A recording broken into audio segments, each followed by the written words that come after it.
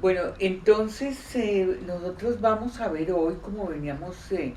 analizando desde la última charla, cómo se va forjando en la India un nacionalismo indio que más o menos está eh, construyendo su forma a finales del siglo XIX y principios del XX. Ese nacionalismo indio que habíamos visto que estaba conformado por funcionarios, comerciantes, abogados, profesores, etcétera, va a tener como una expresión política que es el Congreso Nacional de la India, el Congreso Nacional Indio, ¿sí? Entonces, cuando entramos a principios del siglo XX, pues vamos a ver que ese Congreso Nacional Indio empieza a forjar una identidad y a tener una fuerza política particular. Simultáneamente, cuando se conforma este Congreso Nacional Indio, llega a la India más o menos hacia 1915, está llegando un personaje que va a ser definitivo en el proceso de independencia, que va a ser Mohandas Karamchand Gandhi. ¿Sí? Gandhi había nacido a finales del siglo XIX en una familia de comerciantes, de baixías, pudientes. Había sido enviado a Inglaterra a estudiar derecho y él había permanecido 20 años en Sudáfrica, que era también una colonia británica, donde él tuvo que padecer el racismo de los británicos y donde él empezó a forjar toda la resistencia que él iría a aplicar en la India para desarrollar su independencia. Entonces, una vez que él, después de una larga estadía de 20 años en Sudáfrica, él está llegando más o menos hacia el 1915 a la India y ya ahí está conformado el Congreso Nacional Indio y él llega directamente como a ser parte de ese Congreso Nacional Indio. Ahora, nosotros vamos a ver que ya como lo habíamos analizado antes, al interior del Congreso Nacional Indio se debatían diferentes tendencias, tendencias muy ortodoxas, muy tradicionalistas, que recuperaban como un hinduismo tradicional y antiguo, y tendencias que de alguna manera recuperaban toda la influencia de la revolución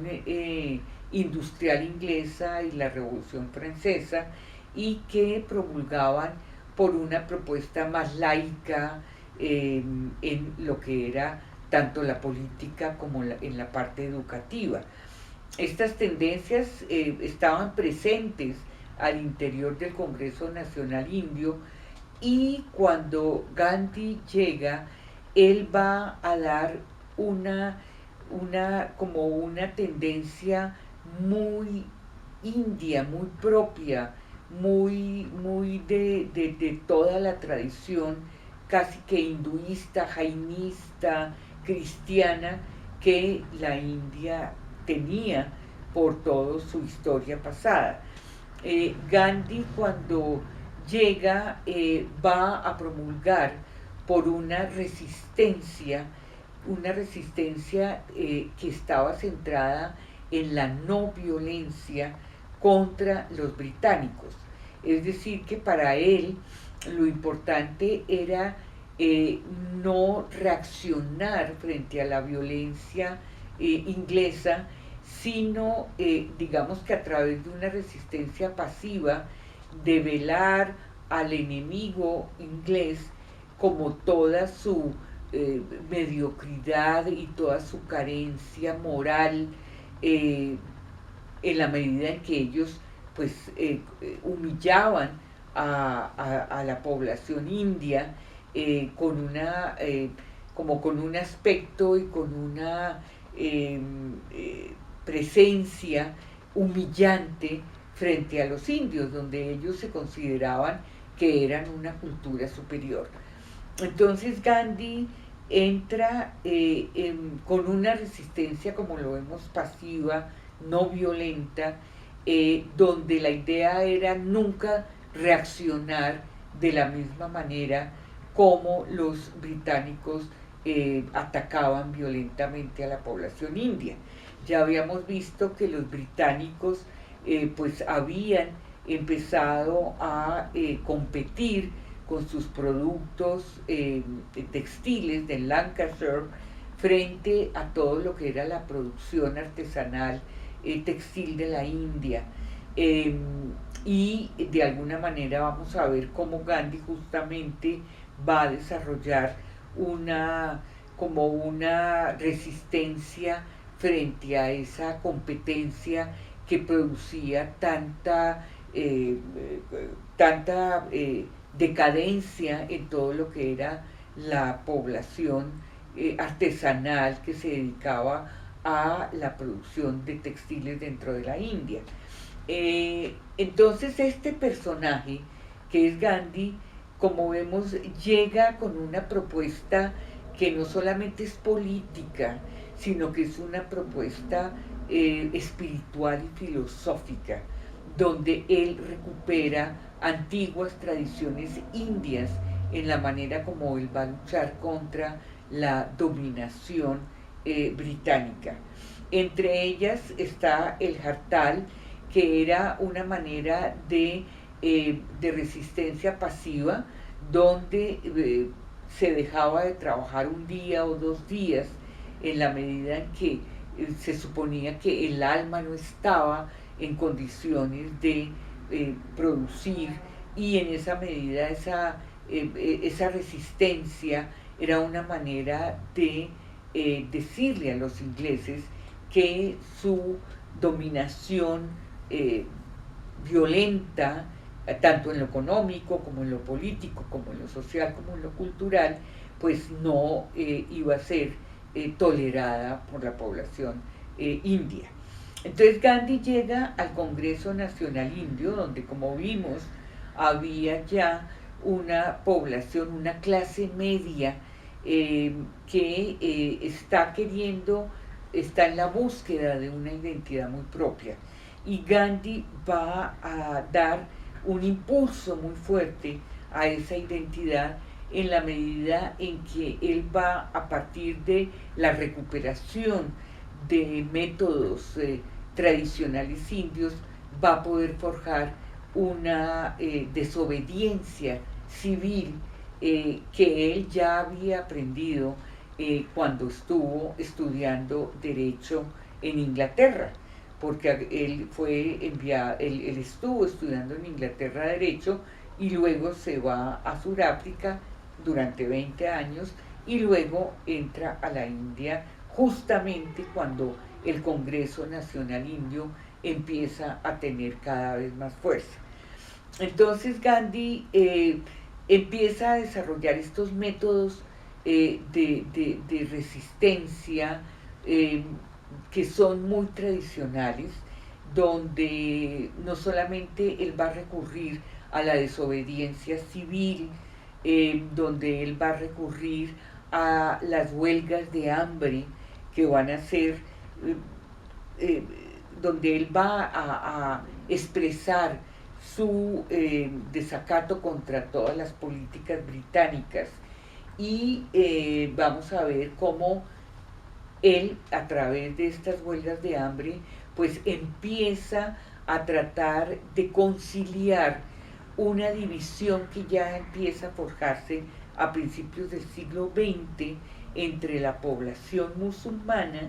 que se ha reunido en lo que es la Liga Musulmana a partir más o menos de 1906-1915, y lo que es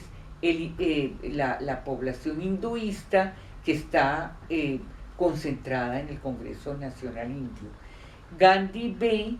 que se está dando una división que es muy peligrosa entre esta población islámica y la población hinduista, que empiezan a entrar en conflicto, ya que tanto las ortodoxias de cada una de estas religiones empieza a enfrentarse la una con la otra. Y vamos a ver, como ya lo habíamos analizado, cómo la población islámica se va a reunir en torno a lo que será la Liga Musulmana y los ingleses van a favorecer esta división en la medida en que esta división entre hinduistas ortodoxos e islámicos ortodoxos pues les conviene para mantener una dominación sobre la población india en general, ¿sí? Ahora, dentro de todo el proceso de lucha contra los británicos van a favorecer mucho la división de de los islámicos, y vamos a ver cómo va a darse un personaje como Jinnah, que va a ser el que lidera como una división, un alejamiento de la población musulmana hacia la población hinduista. Ya habíamos visto cómo al interior del Congreso Nacional Indio empezaron a darse como electorados separados, electorados musulmanes que congregaban a toda como toda la unión comunitaria islámica versus la población y la comunidad hinduista. Nehru, que es el otro gran personaje que va a ser el gran aliado de Gandhi. Nehru era un personaje, digamos, mucho más político, más laico, que también estaba a través de una alianza con Gandhi, promulgaba una lucha contra esta dominación británica, que se expresaba no solamente en la parte económica con la imposición de todas las textiles de origen inglés que habían producido la destrucción de toda una producción artesanal de textiles indios, sino que también luchaba contra el pago del impuesto sobre la sal que debía pagar la población india a los ingleses, ¿no? Entonces nosotros vamos viendo entonces que Gandhi va utilizando como métodos muy tradicionales, jaimistas, hinduistas, cristianos, donde él quiere crear no solamente una oposición a los británicos, sino que él quiere forjar una propuesta de autoproducción donde los hinduistas donde no los hinduistas, la población india en general, incluidos los islámicos, pues ellos puedan tener una autonomía productiva que les permita ser independientes. Entonces, aquí nosotros entonces vemos que se va dando la gran herida de la historia moderna de la India, que es esta división que va a ser irreconciliable entre lo que son hinduistas e islámicos. Y aunque Gandhi por todos los medios intenta evitar esta división, y será una víctima de esta división, ya que justamente va a ser un fanático hinduista el que lo va a asesinar por el hecho de que Gandhi quería mantener una unión al interior del Congreso como Nehru entre hinduistas e islámicos. No lo va a lograr, sino que se va a exacerbar un odio visceral que persiste hasta el día de hoy de hinduistas contra islámicos. Los ingleses ya habían forjado y habían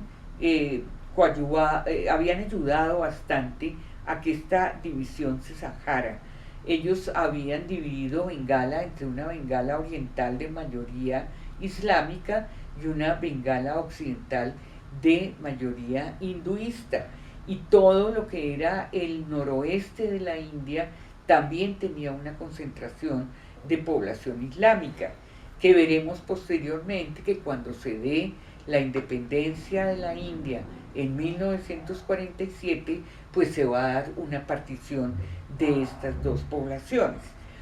La lucha contra los ingleses se exacerba sobre todo a partir de la Primera y la Segunda Guerra Mundiales,